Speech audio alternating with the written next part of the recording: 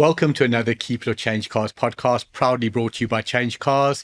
Today, I'm joined by two exceptional individuals, but before I introduce them, there's somebody missing. You're probably wondering where Gugu is. Gugu is in China having an absolute ball of a time, courtesy of Havel, and he's sending me some videos of some really strange stuff as he's eating.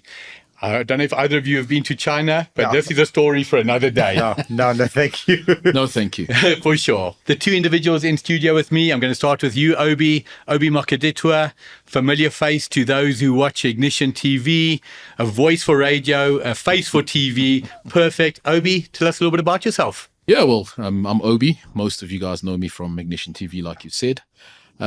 Used car manager at Eagle Ford. So I run all the used car department, marketing, buying of cars, that kind of thing. So yeah, I've been in the game for about 18, 19 years.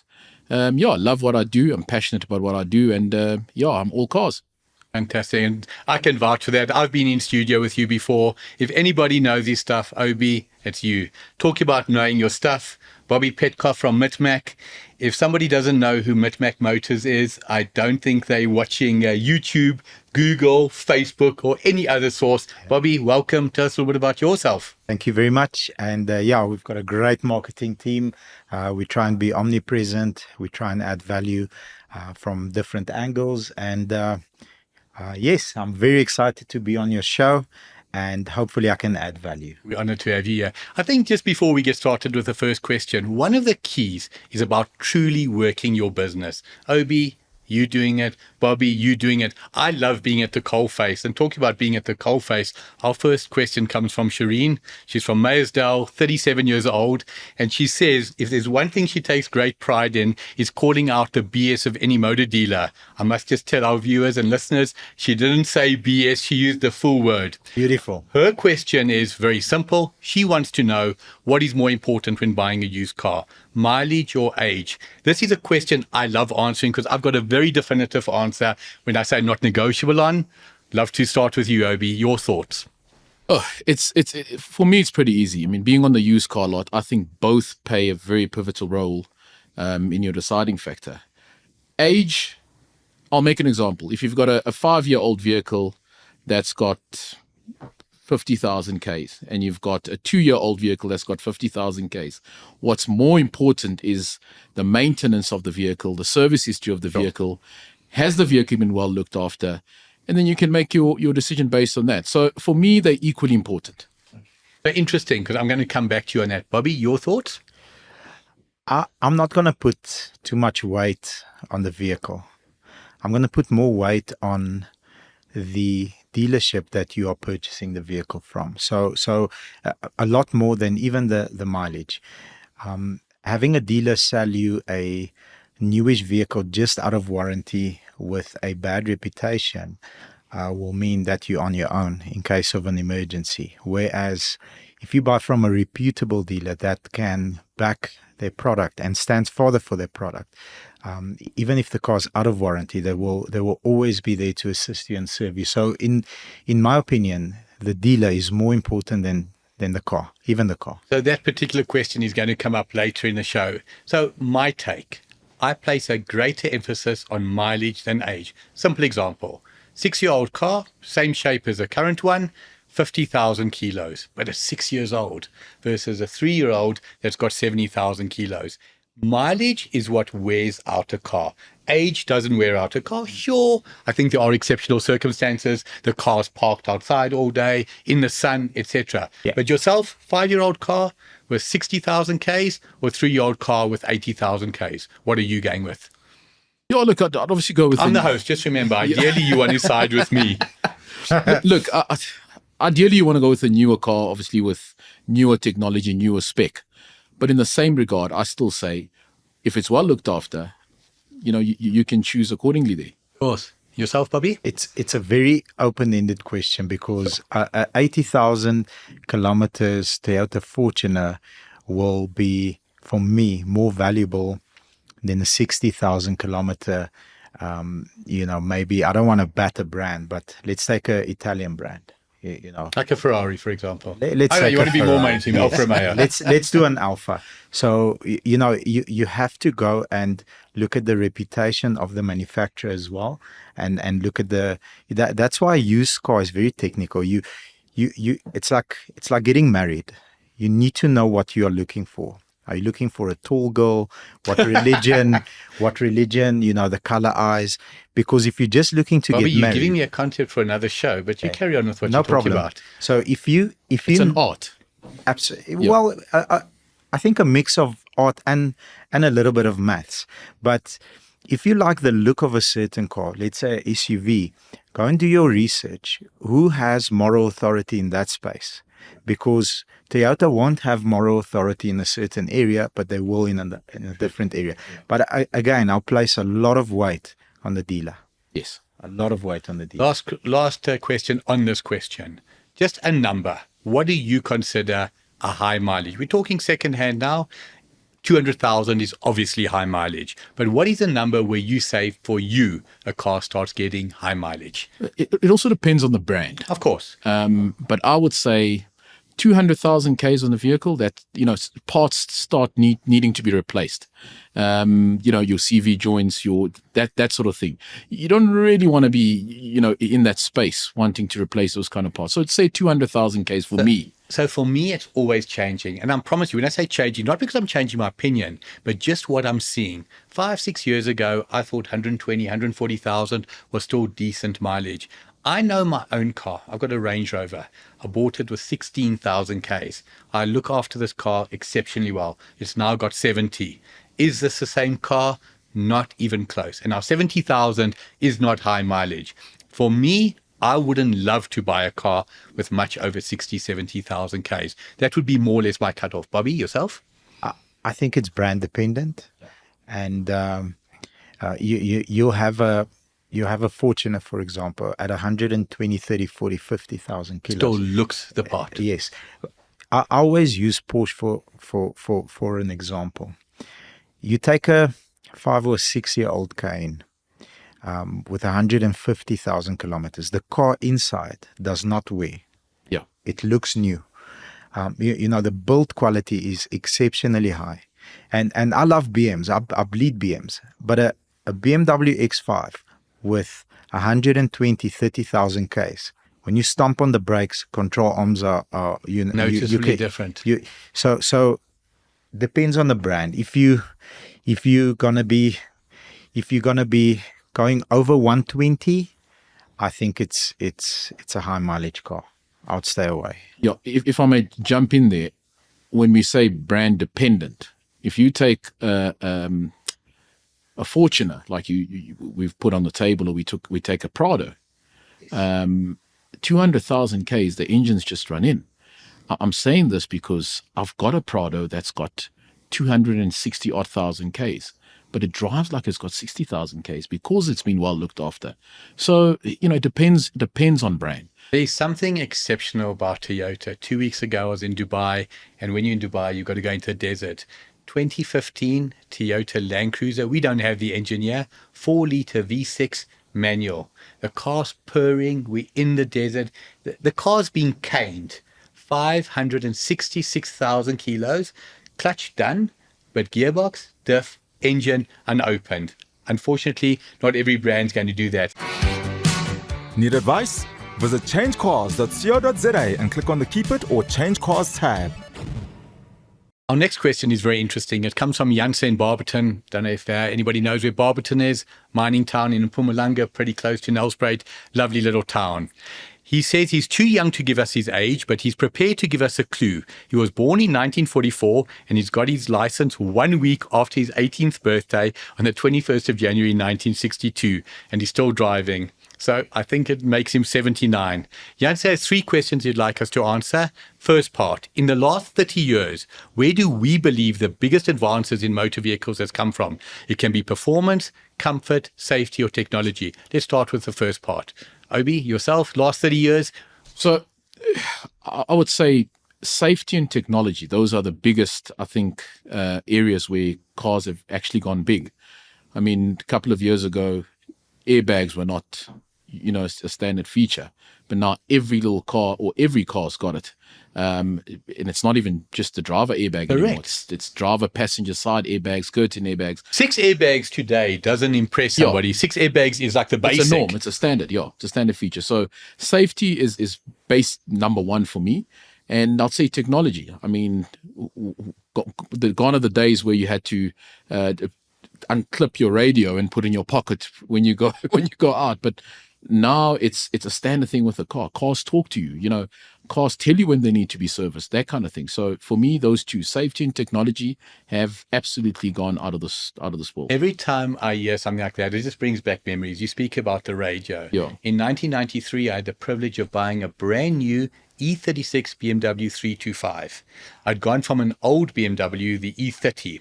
Used to go into a restaurant, used to take the radio out, not a word of lies. It weighed maybe 2 kilos or 1.5 kilos. Used to walk in like a little bit of an angle. And then when in your E36, bottom right-hand corner, do you remember that on the BM? You clipped it off and you put it in a little case. Yeah. And you put it down with your key and you were the manier. Yeah. Top G. For sure. Bobby, yourself, what are you going with for the changes? So the building of cars is driven by capitalism. Capitalism Except if leads- you're in China, of course. Well, it's driven by yeah. communism with a capitalistic approach. Yes. Well, Yeah. So yes, agreed. So capitalism pushes competition. Competition drives improvement. So I put enough weight on all the areas, because when BMW comes out with a radio that you can, take out and walk in to the restaurant, Mercedes-Benz says, okay, how do we beat this? We can develop a radio where the face clips out. Yeah. So now, you don't need the protection of a radio in your hand the whole time. You can just slide it in your pocket or in your wife's handbag. And they push each other in terms of consumption, safety, in terms of how fast they can go. I mean, For sure. 30, 40 years ago, Ferrari is, accelerating to 100 kilometers an hour. What a Focus diesel does it in now. yeah. And we already have, a sub 2-second car with the Dodge. The Dodge, it's I believe so. it's a new Dodge that came out, 1,000+ horsepower. Yeah. But Bobby, you talk about Ferrari accelerating. Do you remember a program, Magnum PI? Yes. Yes. Ferrari 308 GTSI or GTB. Yeah. 3-litre, 8-cylinder. That was the bee's knees. Okay. What do you think the 0 to 100 time of that car was? Just top of your head. Probably 9 seconds. A little bit Probably quicker, 8 about seconds. 7.2, but slow. big but. That was 7.2 under ideal circumstances with the right trained driver managing the clutch, etc. I mean, it's got a gated gearbox. Yeah. You or me, I promise you, even a decent driver wouldn't have done it in under 10 seconds. A little Polo 1-litre TSI with a granny at the that's robot it. would have That's made it Thomas so effortlessly. smile. So competition drives improvement in all areas. But if I was to pick one, safety. Absolutely. Definitely safety. Yeah. Crumple zones, Yeah. all sorts of advancements there. And which manufacturer, if you had to choose one, would you put that down to? For me, there's one standout. In fact, there's two standout when it comes to safety that have driven safety through the 70s on a lower level, through the 80s, and particularly thereafter. I would go to Volvo. 100%. They do advertise that, so I would say Volvo. Volvo and Mercedes were Mercedes-Benz, the yeah. absolute, your ABS brakes, your seat belt, disc brakes, etc., all Volvo. Jans has got a second part to his question. What do we think is better, a manual gearbox or an automatic gearbox? Again, I've got a very strong opinion on this. Yeah. Me too. Bobby, yourself first on this one? It depends on the car. Absolutely depends on the car. If it's, for example, here's a car. I love driving this car. A E92 M3. As good as the DCT gearbox is, or as the Autobox is, the manual is just right.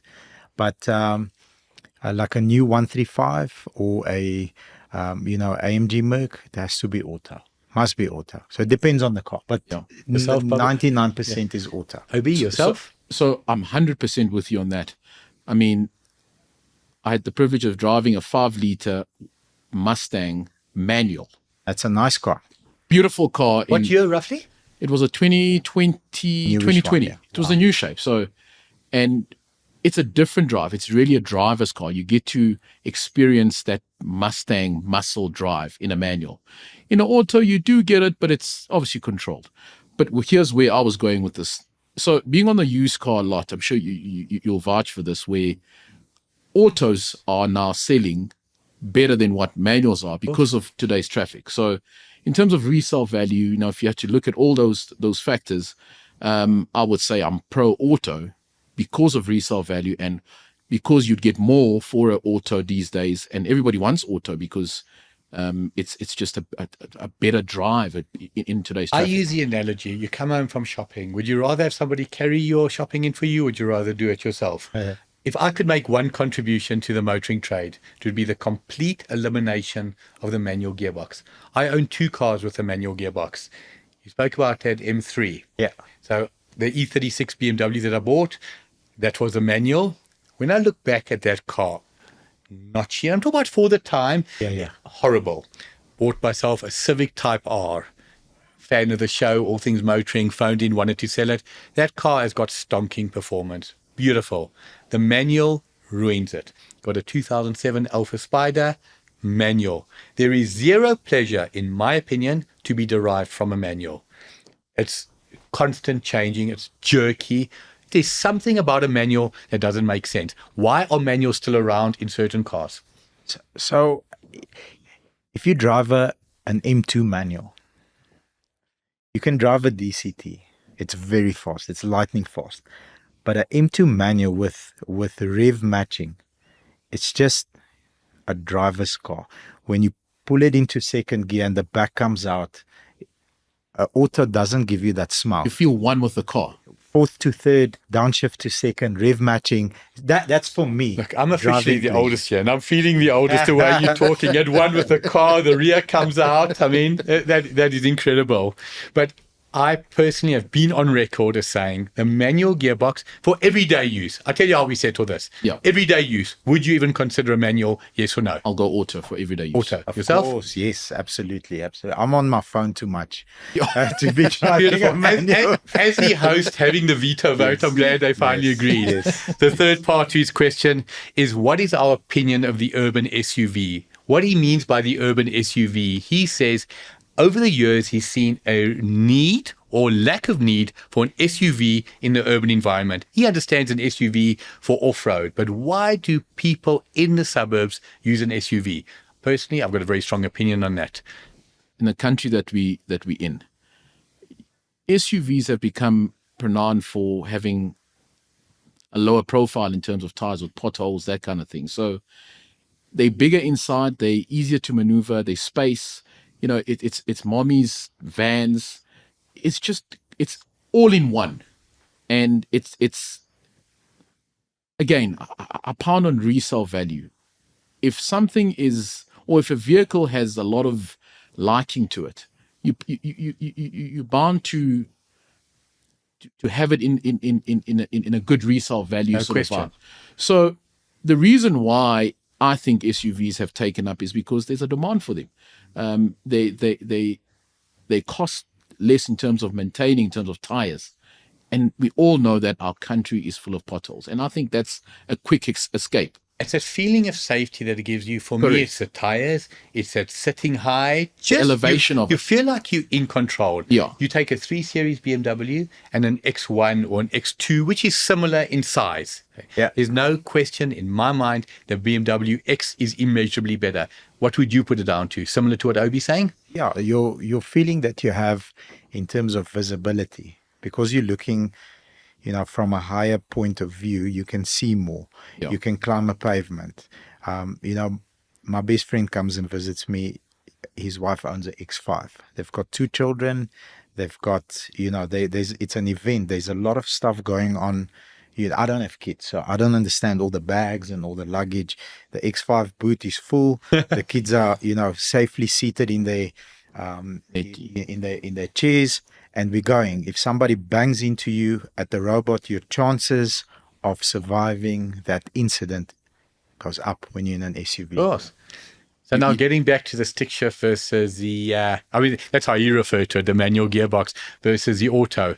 How many modern SUVs other than I think Toyota and the Fortuner still make a manual. What else can you get in a manual in an SUV in a mid-size? Not your little RAV4, Nissan Magnite, Urban Cruiser. Your bigger stuff. I don't think anything comes in a manual. The Everest stopped. No Everest more. stopped. No, Yeah, they no don't more. have- No more yeah. manuals. Yeah, you're right. There's nothing else. Nothing else. You can't climb Everest in a manual. It's too much work. Yeah, yeah.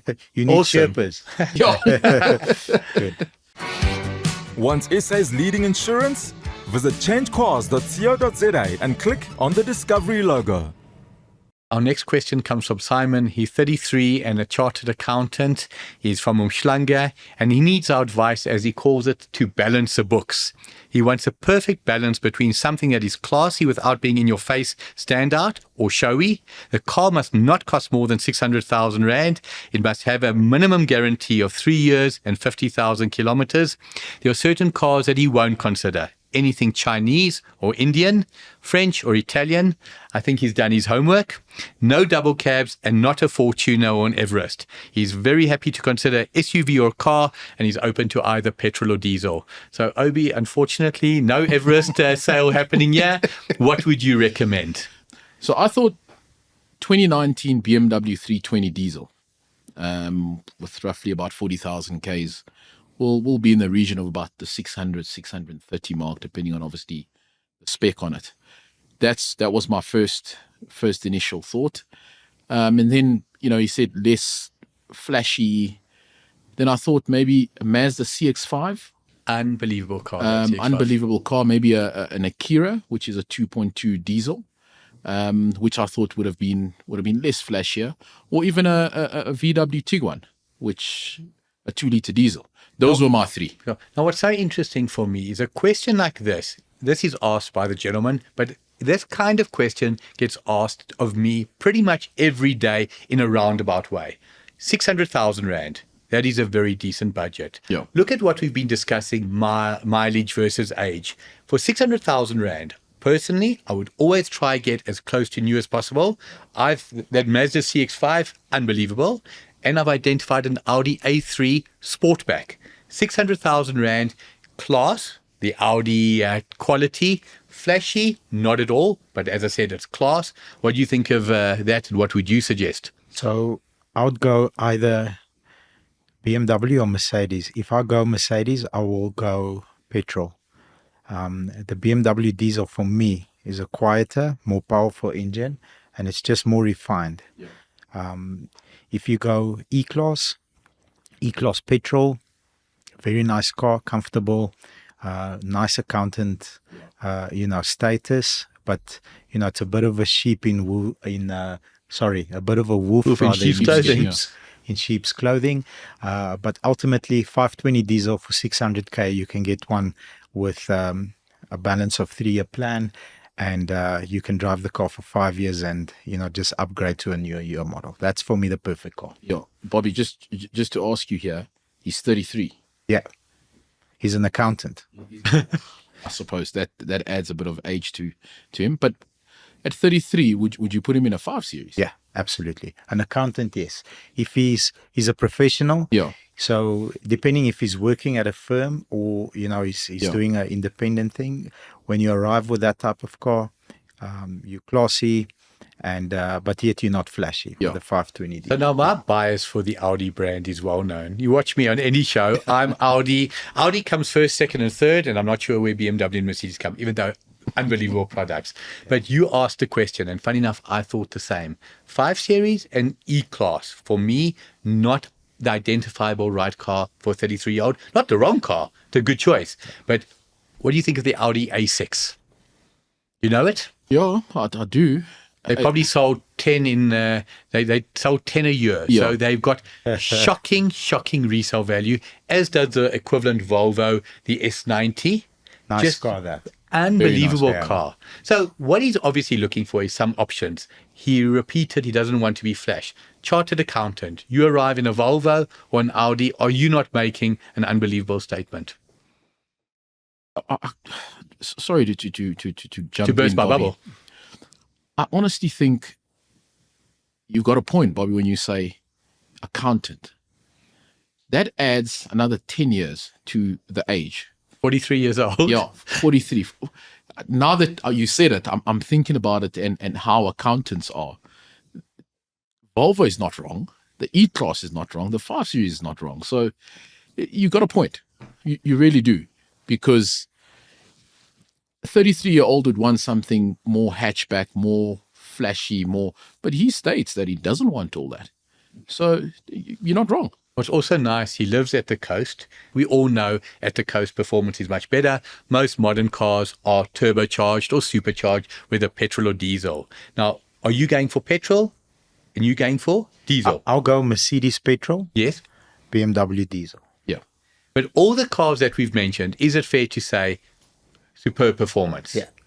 I mean, we're not talking about underpowered big cars, yeah. No. So again, the advice we're going to give him is very lucid, intelligent, well thought out suggestion, as was yours. Audi A3 1.4 Sportback. Thank you for your valid advice. Looking to buy a new or used car? Visit CHANGECARS.co.za.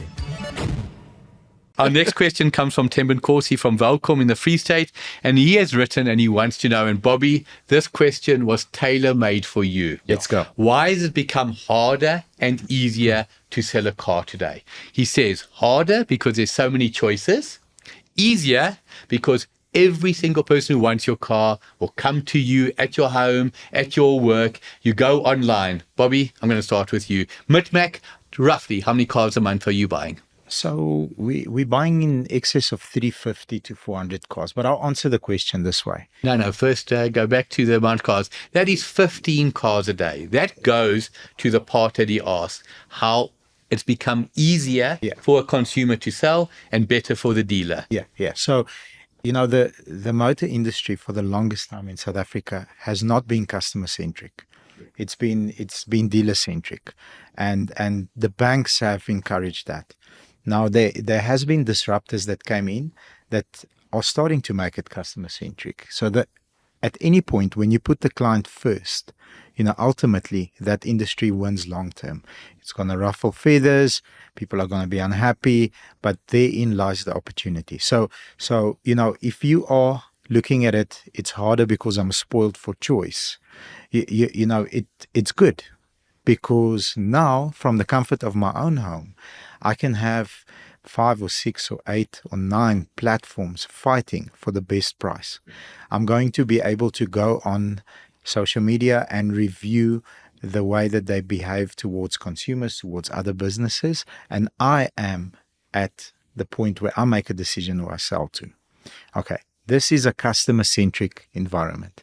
And it's going to get a lot better for the consumer as the competition grows. So anytime the consumer wins, the ultimate goal is for the market to win. The players that adapt and adjust are going to grow. Sure. The rest will close. So, it's probably the best time to be able to sell your vehicle in South Africa. And, the tough part is deciding on who. I can make it a little bit easier. The guys that are, quickest, the guys that are offering you an offer up front without saying, but what are you getting from X? Every time a consumer comes to us and says, before you give me a price, I just want to tell you I've been offered by. Yeah, so I'll stop you right there. It's unethical for you to share the offer that you've received. Please allow us the opportunity to give you our best price. And, we'll take it up from there. Because any good person out there, and I mean, people are going to smile at this. Any good person, if I say, okay, how much are you getting? You're a good person. You're going to give me a white lie. Yeah. Instead of, you've got the number, for the sake of maths, it's 100,000. And I come in at 96. You're going to say, look, it's a good offer, but I am getting 100. Then the ball is back in my court. But if I ask you how much, you're not going to tell me it's 100. 99% of people, if you're listening to this in your car, in your home, you're going to smile and say, maybe I'll inflate it a little bit. So a customer-centric market is the consumer having the power of the red button. You decide who you pull the button on based on reputation, based on the way the person treats you, and based on are these people using bullish tactics to get a number out of me, or are they shooting a number and being transparent? Bobby, a question like this, Mit-Mak, you said 350 cars a month. This question was designed for you. Slightly different perspective. Reputable, top-notch new car dealership, Eagle Ford. Everybody knows that wonderful brand. Customer comes in. He's ready to buy a car from you. Can be secondhand, can be new. When you assess his trade-in, what do? Do you give him the best price? Do you ask him who you're competing against? How do you go about it, Obi? When we evaluate a vehicle, we obviously want to be fair in all spheres, and we're not looking out to rip anybody off. We really are there to give a fair price. And for me, when a good deal is done is when both parties walk away from the deal and we both come out tops. So to answer the guy's question, if I may, Of course. yes, it's become a whole lot easier. And I like what Bobby says is that you've got to look at your reputable dealers. That is absolutely number one. And we have become customer centric, like you've been saying, and we have to.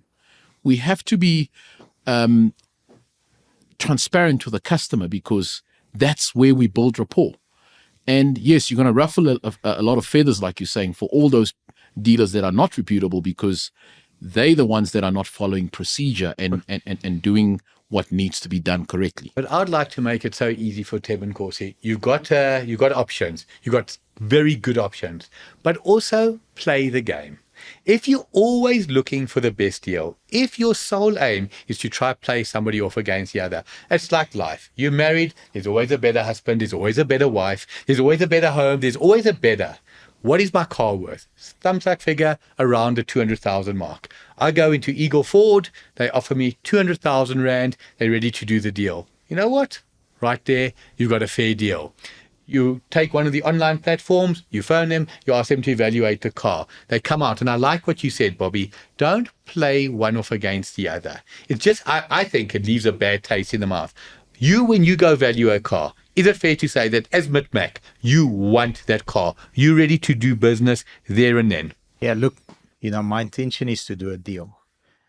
Obviously, there's resource that goes into us sending a buyer. I mean, there's a whole lot of logistical stuff that we have to deal with.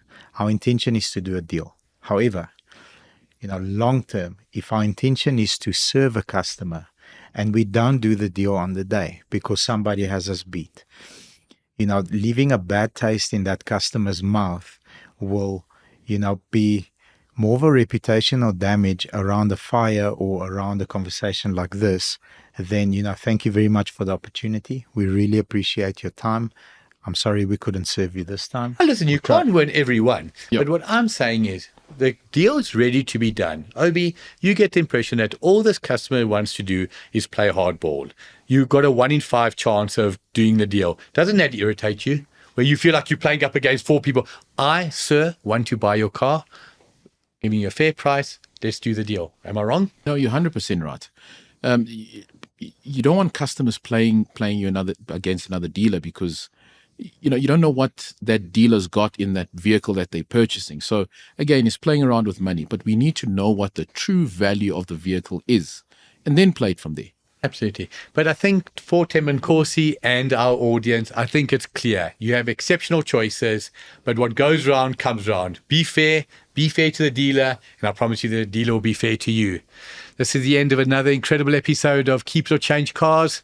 Obi, Bobby, lovely having you here. Hope you like the surroundings, because get used to it. You're going to be back Thank you often. very much. Thank you for the invite. Appreciate it. Thank you for having us. If you have a question on anything, buying, selling, finance, insurance, write to us at podcast@changecars.co.za. Talking about Change Cars, a visit to our site will show you we now have motorbikes, leisure, cars, you name it, we've got it. For South Africa's best motoring content, catch all things motoring on DSTV channel 189 and on YouTube. New episodes every week.